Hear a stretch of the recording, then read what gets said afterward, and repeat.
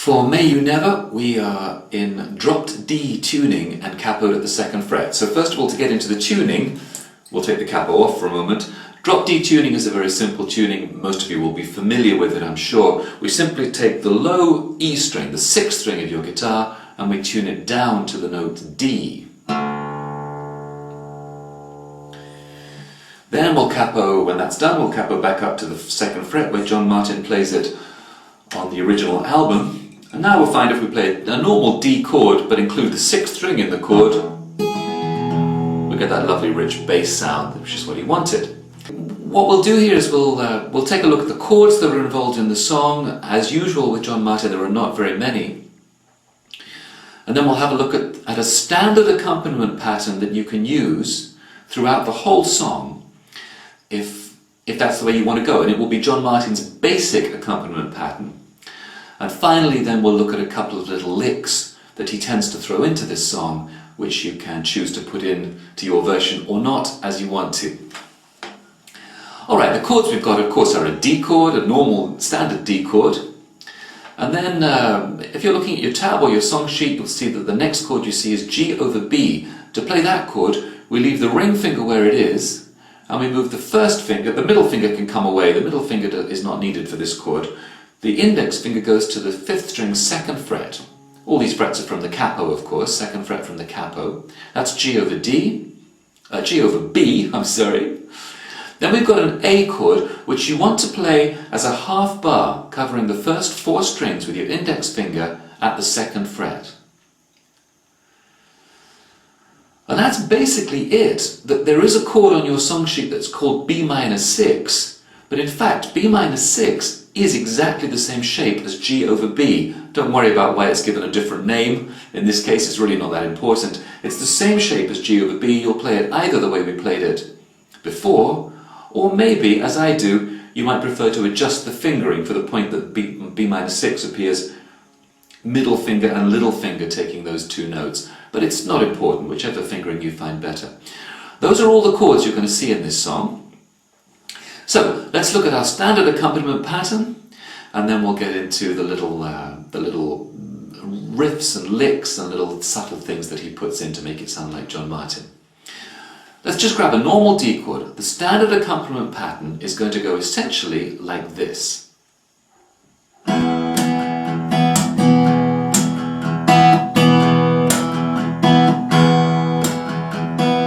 So what we're doing there is we're picking the 6th string and strings 4, 3 and 2 all together with our right hand.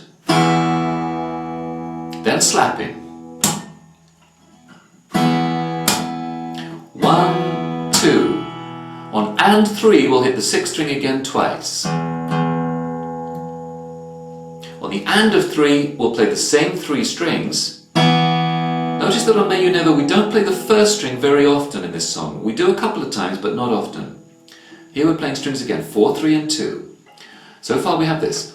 1, 2 and 3 and. On 4 we slap again. And then on the and of 4 we pluck again, 6, 4, 3 and 2. Notice that that is actually a pushed chord. It's the first beat of the next bar. It should be the first beat of the next bar, but it's pushed onto the and of 4. So in the next bar we'll let that ring across the first beat. So the next bar will start with the slap. That's going to sound like this. 1, 2 and 3 and 4 and 1 and 2 and 3 and 4 and 1 and 2 and 3 and 4 and 1 and so on and so on.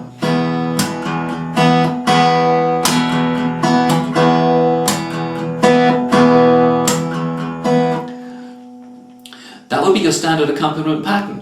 Wherever you hit a G over B chord, the bass note moves from the 6th string to the 5th string, but everything else is the same.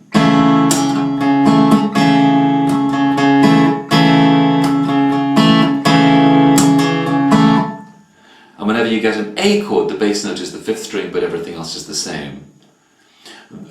We will see some variations that he plays a lot on an A chord.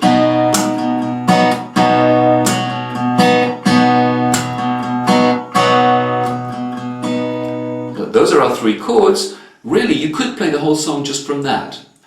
May you never lay your head down without a hand to hold.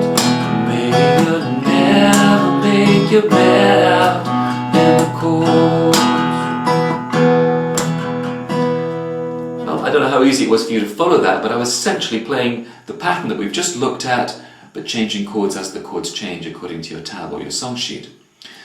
So, as I said, you can play the song just like that, and essentially we will, but of course we're going to throw in as many or as few of the little licks that John Martyn uses as we want to. So what I'm going to do now is spend the rest of the time on this video going through the little licks that he throws in.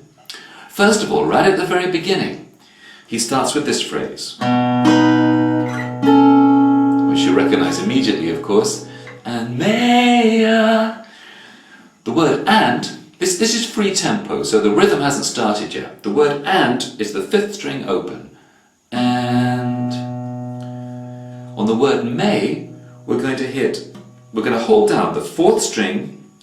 Now it's all the way up, it's the 13th fret of your guitar. I could say fret 11 because it's the 11th fret from the capo, which is what your tab says.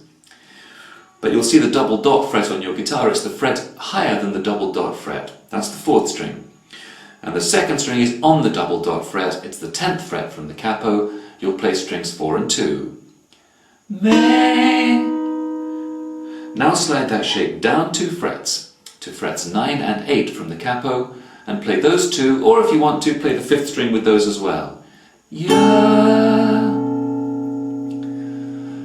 And then we'll come into the rhythm itself, with our accompaniment that we looked at a moment ago. Never lay